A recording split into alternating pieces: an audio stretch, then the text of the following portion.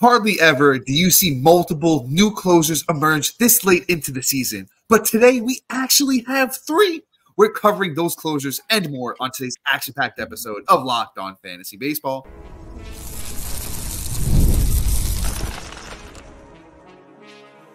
You are Locked On Fantasy Baseball, your daily fantasy baseball podcast. Part of the Locked On Podcast Network, your team every day.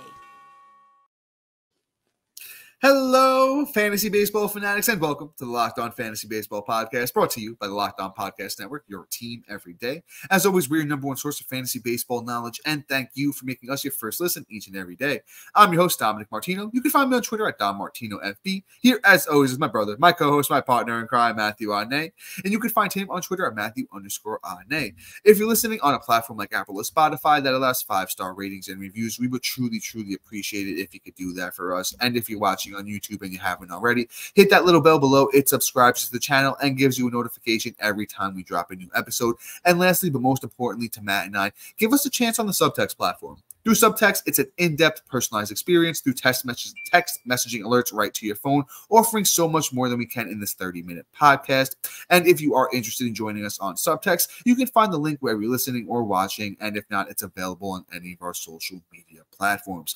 This episode is brought to you by PrizePicks, the easiest and most exciting way to play daily fantasy sports. Go to prizepicks.com/LockedOnMLB and use the code all lowercase LockedOnMLB for a first deposit match up to $100. And guys, if you're, a regular everydayer, or if you're a new listener, we do must-add players going into the weekend around here this time of week. And as I teased at the top, 3 new closers. Well, one's been around for a little bit, 2 newer closers that we are covering today. And then we obviously got the bats in the second half, so you're going to want to make sure that you are locked on for the whole episode. But Matt, as I said, 3 new closers. Why don't you take your pick, brother? Yeah, so here's the thing, right? Like, everybody needs a closer. I'm one of those guys that's been hunting for one, and this is the great time. Usually this does not happen, but there's a lot of influx, and Daniel Hudson of the Los Angeles Dodgers seems to be one of the ones that I kind of want to aim for the most. He's my highest target out of the 3, just based off of just being on the Dodgers alone. Save opportunities are going to be there. They're going to win a lot of games, which means a lot of saves. Hudson has been in this role at bits and pieces of the year, but now I think has taken over, even though he kind of blew this, kind of got hit the other night, but it's okay. In all honesty, they won the game both times. Got the save the other day against Milwaukee. I like it. The kid has good stuff, honestly. He's going to be quasi reliable. Obviously, he's not foolproof, but you know what? His batting average is like a 201. xERA is a 309. He's creating a lot of whiffs. He's striking out guys, the walks. The only thing I really don't like that's kind of like against him is, obviously the average exit velocity is at 90.2 miles per hour. He's not really getting guys to chase. He's allowing guys to barrel up. He's allowing hard hits, and he's not creating a lot of ground balls. But you know what? You don't really care when it's only 1 inning you got to worry about. If this was a starting pitcher, this would be somebody I'd be like a little bit more concerned about. Now, obviously, this could, swing your ERA in either direction if, he has a good night or a bad night. But as long as he's not blowing saves and he's getting the saves at the end of the day, Daniel Hudson is somebody you want to add. I feel like is the highest volume in that aspect. So Daniel Hudson is a must-add at 55% owned. Yeah, man, I'm with you on Daniel Hudson of the Los Angeles Dodgers. He's been reliable as a reliever since 2021. I know he's 37. He's getting a little bit up there in age, but, all reliable at this point. And I think he'll, get most of the save opportunities the rest of the way for the Dodgers. I think Evan Phillips and Michael Kopech might get mixed in here and there. But Hudson has handled the last 2 save opportunities with scoreless innings. He did get, Matt mentioned a couple other times when he got thrown out there of late, gave up a couple of runs. But, it still resulted in wins with 9 saves on the year for Hudson, a 2.02 ERA, 0.86 whip, 49 innings, and 50 strikeouts. I love of the numbers. That's once again across 50 appearances for Daniel Hudson. Must add, got to get him on your team. Honestly, if you need a closer, pause the podcast, see if he's available. Pick him up if he is, and then come back on and finish listening to this episode. But guys, let's move on to the next option. If maybe you didn't get Daniel Hudson, let's look at Sir Anthony Dominguez. And I know Matt has like a love-hate relationship with Sir Anthony, so I'm interested to see what Matt has to say about him. But he's over there in Baltimore now, in case you didn't know. In terms of Anthony Dominguez on the year, 47 appearances, 3 wins, 3 saves, a 4 ERA, a 1.13 WHIP, 45 innings with 50 strikeouts. It looks like it's actually not Wagner because the last 2 saves have gone to Sir Anthony Dominguez over there, and Craig Kimbrell is just unreliable. So, we need somebody to get the saves for that good Baltimore Orioles team. And honestly, it might kind of just wind up being a hot hand situation. But Sir Anthony Dominguez is 15% owned. I'll throw him out there for now and kind of just, see, where things go. But since coming over from the Phillies, Dominguez has a 1 ERA and 0.7 WHIP with 10 strikeouts to 3 walks across 9 innings. And once again, last 2 saves have gone to Sir Anthony Dominguez. So, and once again, not a guy that I don't know if I'm relying him, 100%. Like he better not be your number 1 closer going forward unless you're super desperate. But you know what? If he's your 3, I'm not necessarily mad at it. Yeah, I mean, when it comes to Dominguez, this is my issue with him. He's never really been consistent in the position. He has great stuff, but he tends to get in his own head and he kind of blows things up. But let me give a fantasy perspective of this. He's having a fantastic year. Honestly, overall, even the underlying stats look great. Other than the same factors that I was talking about with Hudson, except he does not allow as much hard hits, right? And the average exit velocity is down. So those are better things for him. And you're not as worried about, the ballpark anymore since they extended that porch. So Dominguez being on Baltimore now, which is really funny. I guess him and Kimbrell are butt buddies now. But, following him to Baltimore is pretty funny. But, I'm all about it, right? Like, if he's getting the saves, I'm going to roll it out. I don't care about my personal feelings or, what I think he is as a whole. It's just a matter of getting the guy that's going to get the saves at the end of the day. I don't think Kimbrell is 100% out of the question of going to have the role in 2 weeks or not. But at least for a streaming option while you're looking for the next set of guys like this, then, you might as well add him, see what's going on. And if Kimbrell makes a return, then kind of gets his stuff right. Obviously, he's going to be the one back in the slot only because he's getting paid. But anyway, add some Anthony Dominguez without a doubt. Dom, do you know how to say this guy's last name? Because I can't. So it is Lucas Erceg. Got it. Kansas City Royals. So this is another one. McCarthy hasn't really been that great there. He's kind of been subpar. His ERA, I think, is 4 right now, if I'm not mistaken. And, Erceg has come in here and kind of just been the guy. He's been pretty solid. Another thing that I like is when it comes to closers, and you'll hear about me talk about this more during, draft prep and things like that. When the K rate is really nice, and he has 44 innings pitched, and 49 strikeouts. That's always nice. That means it's a nice little bump every time he goes out there. By the end of the week, maybe he has 6 if he's had 3 appearances for you. ERA has been good over the last month, 3.38. He has 3 saves on the month already with 11 Ks. WHIP is down at a 106 on the season. I'm adding him. I actually, now that I'm talking about him more, I like him better than I like Dominguez. I didn't realize how much I like this kid over. I think, if anything, he's the one that's in the role because, honestly, McCarthy really isn't a prominent name in the closer world. So he could have an opportunity to kind of hold down this role, if anything.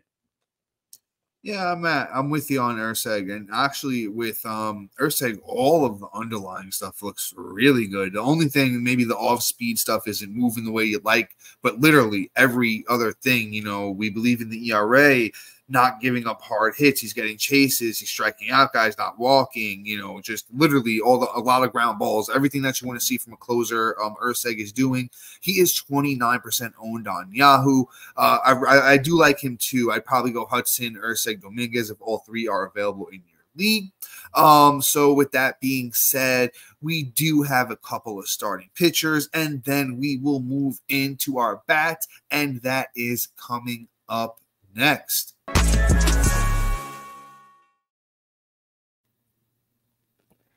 Whenever I need to pick me up or after a night out or it's a really hot day I need to hydrate and I need to get myself hydrated now, I get myself a Liquid IV. Get hydrated with electrolytes, essential vitamins, and clinically tested nutrients from the #1 powered hydration brand in America. Uh, baseball, because baseball and summer go together like Liquid IV and indulgent hydration. Blast off with iconic summer flavors like popsicle firecracker, which is honestly one of my favorites. A festive blend of citrus fueled lemon, lime, tart cherry, and a little bit of raspberry flavors as well, which all are absolute fire. Find all your favorite flavors on their website from Acia berry, lemon lime, and a little pina colada for a little summer vibes. No more thirsty summers when you have indulgent hydration with Liquid IV. Get 20% off your first order of Liquid IV when you go to liquidiv.com and use the code MLB at checkout. That's 20% off your first order when you shop for better hydration today using the promo code MLB at liquidiv.com. Tear, pour, live more. One stick plus 16 ounces of water hydrates better than water alone. Powered by LIV Hydration Sense, an optimization ratio of electrolytes, essential vitamins, and clinically tested nutrients that turn ordinary water into extraordinary hydration. 3 times the more electrolytes than leading sports drinks, 8 essential vitamins and nutrients, always non-GMO, always vegan, gluten-free, dairy-free, soy-free, me-free, everything free, all for you in one pouch. Hand it over, 20% off. Use the code LOCKEDONMLB.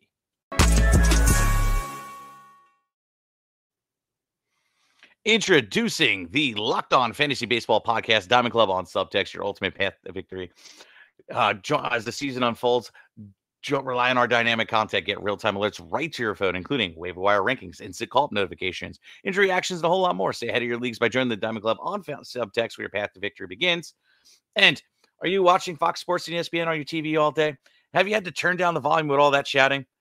Make the switch to Locked On Sports today, a free 24/7 streaming channel program for you every day to bring you the biggest stories, best opinions, and so much more. So where can you find it? They're streaming on YouTube or free on the Amazon Fire TV channel app, part of the Locked On Podcast Network, your team every day. That was off the dome, I might add, because you forgot to put that in the show notes.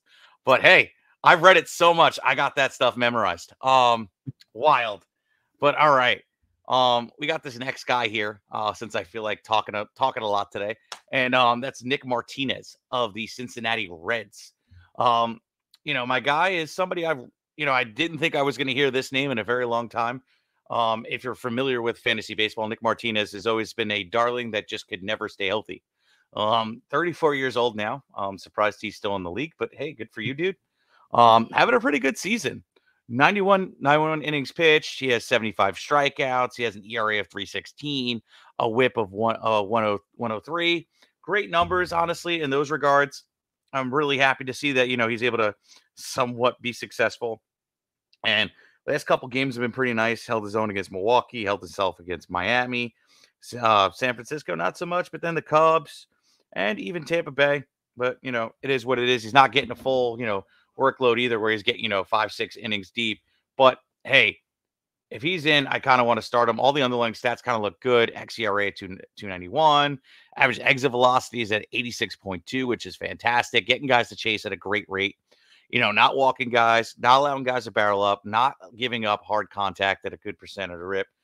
Just wish he would create a little bit more ground balls, because he does pitch in Great American Hitter Park. So Nick Martinez has been a solid start week in, week out so far. What I will say is this, though. Just be careful when he's starting at home. If the matchup isn't light, don't start him. I think right now you totally could. Yeah, so since Nick Martinez has transitioned over to the rotation for the Cincinnati Reds, he has been good. Like, Matt said, those, couple starts have been, stellar. And honestly, Nick Martinez over the last 3 years has just been useful. In certain spots, in 2022, Martinez had a 3.43 ERA, a 3.47 in 2022. He threw over 100 innings both years.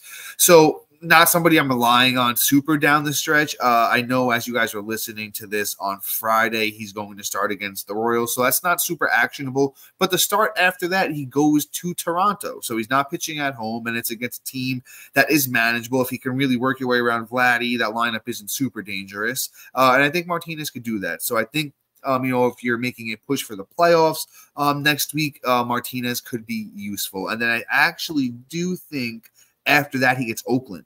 So it could be two nice starts, as you're making a playoff push. Once again, Nick Martinez, Cincinnati Reds. He is currently 32% owned on Yahoo, so definitely widely available. Let's move from one veteran pitcher to another. Let's talk some Alex Cobb.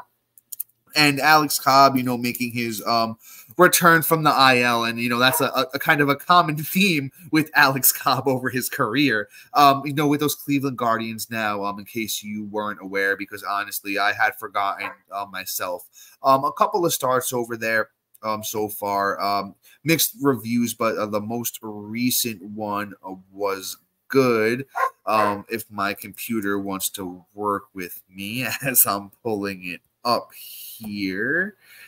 So he went 5.2 in his last one against the Cubs on August 14th, got the win, 3 strikeouts, gave up a run, had a 0.88 whip. And we know who Cobb is at this point. The ERA may not be fantastic, be around a K per 9. The whip is something that he might have to work back into, but I do think we can use Alex Cobb. I think his next one looks like it might be against Milwaukee, which again has been a little bit more manageable of a team since Yelich has gone down. I know Churio has stepped it up of late, and Willie Adames as well. But I think Alex Cobb is somebody that we can potentially use a bit going forward, especially in those deeper leagues, because Alex Cobb is only 11% owned on Yahoo. Yeah, no, great take, Dom. I honestly have nothing to add on it. I can't disagree with anything, nor want to repeat you. So I'm going to move on, and I'm going to talk about Mr. Kerry Carpenter of the Detroit Tigers. 55% owned, finally returning from the IL, and has already made a splash in his last 2 outings. Lord have mercy. Just picked him up, actually, if he didn't get the ding. So he has 3 runs, 3 bombs, 5 ribs, batting .444 upon his return. And he's done it against Seattle both times. So how you doing? The pitching is no slouch over there. And let's go. I think that he's going to have a grand old time coming back, because before he got injured, he was looking real nice. The season numbers are actually pretty good in the short sample size. 154 at-bats, 24 runs, 11 bombs, 34 ribs, batting .292 on the season. Honestly, we both had him ranked pretty decently going into the year. Yeah. He was a top 36 bat for me in terms of outfield, not for total. And we know the upside of Kerry Carpenter. He's one of the better prospects that have come through the Detroit organization. So Kerry Carpenter truthfully shouldn't be 55% owned. Get that up. Add him now if he's available in your leagues. Yeah, Kerry Carpenter is like a student of the game. He's like, into learning, being better, getting better. I remember when I first really started taking note of, Kerry Carpenter back like 2021, 2022, especially that 2022 season in the minors for Kerry Carpenter across 2 levels in 2022. In the minors, Carpenter had 98 games, 358 at-bats, 60 runs, 27 doubles, a triple, 30 homers. 30 homers in 98 games for Kerry Carpenter in the minors, 75 RBIs, 3 steals, and he hit .313.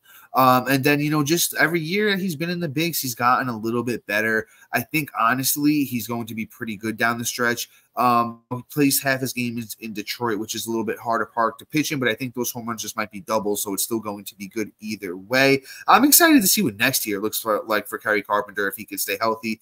But once again, 55% on Yahoo. Honestly, this time of year, he should be universally owned. So once again, it is kind of one of those pause the podcast moments. See if Carpenter's out there. If he is, add him. And he's still, 26 years old, going to be 27 next year, but, has that prospect pedigree. So I am a firm believer in Kerry Carpenter. Let's move on to this next guy.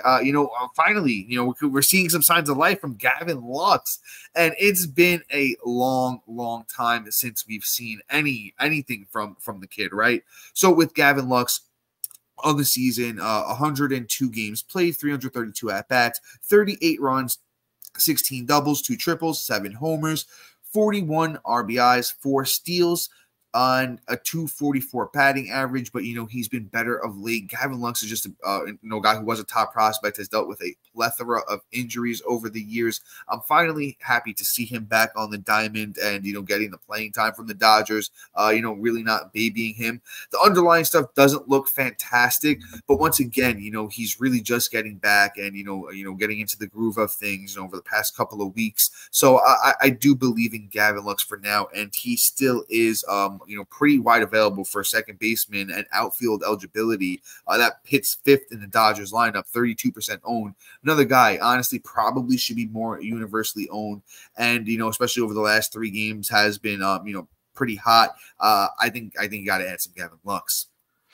So I'm gonna make this quick. I'm not really buying it. I haven't been a fan since he's burned me when he first got the call and was gonna have his rookie season. True.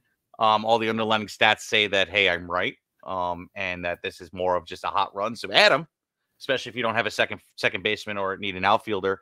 I'm not counting on him long term. I think that he just is who he is, and he's just a flop. But hey, while he's hot, I'm gonna ride. I'm throwing shade like crazy. But yeah, the haterate's real, man. The haterate's real. Yeah. For Gavin Lux. It's been a rough couple months. So like when I hit haterade, it's haterade. So anyway, I'm out on him, but for the short term, I'm gonna, my feelings. Ride him while he's hot. Guys, coming up next, we got the rest of our bats here. Guys like Joey Bart, Will Wagner, and Jose Miranda. What are we gonna do? How are we gonna handle them? What are they? Do they have long-term value? Do they not? Find out right after this. Prize Picks is the largest daily fantasy sports platform in North America. They are the easiest and most exciting way to play DFS. It's just you against the numbers instead of battling thousands of other players, including pros and sharks. You pick more than or less than on 2 to 6 player stat projections and watch the winnings roll in. Exploring my skills on Prize Picks this season adds an extra layer of excitement to daily fantasy sports. With just a few taps, you can transform $10 into $1,000 easily. Prize Picks is incredibly user-friendly. You can make selections and submit your entry in less than 60 seconds. And as the host of Locked On Fantasy Baseball, here are some rock-solid picks. You can opt for Paul Skeens to have higher than 8 strikeouts in his next start. And, I mean, come on. Paul Skeens is just honestly going to be a top 5 pitcher going into next year, so I think that's a lock. You can opt for Jose Ramirez to have higher than 1.5 total bases in his next outing. MVP. So you can rely on him for that. And then you can opt for Bobby Witt Jr. to hit a dinger in his next game. And, the guy's been on a tear. So honestly, that bet's been a lock of late too. Download the app today and use the code LOCKEDONMLB for a first deposit match up to $100. Again, download the app today and use the code LOCKEDONMLB for a deposit match up to $100. Prize Picks, pick more, pick less. It's that easy.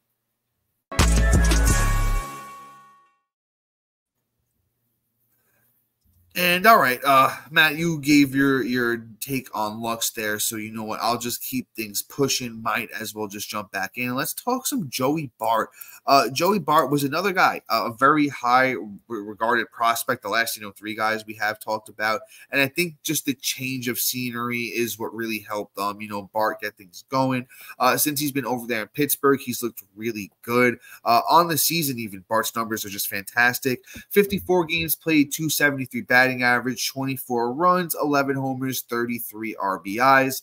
If you need a catcher, you can definitely look Bart's direction. If you missed out on the Austin Wells and those guys, Bart's 20% owned on Yahoo. I like what I'm seeing so far. Like I said, sometimes all it takes is a change of scenery, and bang, you're rocking and rolling. Bart's still only 27 years old. He's 6'2", 238. He has that size to him. Some of the underlying stuff looks good. He's hitting the ball hard. Bat speed looks good. So the power is legit there. Batting average probably still only be like a 240, 250 guy, I honestly think. So that he might, for his career, turn the other way. But as of now, while he's hitting, been, like I said, on a tear since even August 8th, 3 multi-hit games, 3 homers since then, 6 RBIs, 6 runs. He's looked really good of late. So add Joey Bart if you need a catcher. Yeah, I mean, you know what? I never, ever say no to batting average, and with the home runs and everything else, ride the wave. You're not getting this production from a regular old pitcher. You got to just stream it at this point. If you don't have a good one that you're relying on that you can't drop, like you're stuck with a Rutschman or, anything of the sort like that, that just isn't really living up to it. Bart's a great replacement for the short term, just to kind of like slide him in until these guys kind of heat back up. So and Joey Bart. I think he's a great streaming option. Let's talk about Will Wagner. Will Wagner is an interesting one, right? He plays for the Toronto Blue Jays right now, and he got the call. And it's kind of weird because I didn't think he would get the call. He's not a prospect of really note for me. His career high in the minors was about 10 home runs on the season and like 8 stolen bases to go with it through like 414 at bats, which is, cool, but like nothing special. There's no real standout thing about him except the guy likes to hit for average, which, hey, that's what he's doing right now. Like so far on the season through 8 at bats since getting the call, 1 run, three doubles, 3 ribs, struck out once, but batting .625 with an OBP of 625 and a slug of 1,000 and an OPS of 1,625. Like those are all great numbers for, 8 at bats. Who's Will Wagner as a whole? I don't know. But while he's performing, I'm going to add him and I'm going to stream him in and out and kind of just go from there. Second base has kind of been a little rough. You're probably still missing Ozzy Albies. And you know what? Why don't take the shot on him? He's 5% owned. He's out there in almost everywhere. And if for some reason we see the pace of what he did in 2023, where there 249 at bats, he had 7 home runs with 6 stolen bases. That's a lot better home run pace and in general, a pace that I could kind of hop on board for. So let's see what Will Wagner can bring for fantasy managers. I'm not going to be patient. The second he kind of falls off, I'll drop him, but he's definitely worth the stream right now.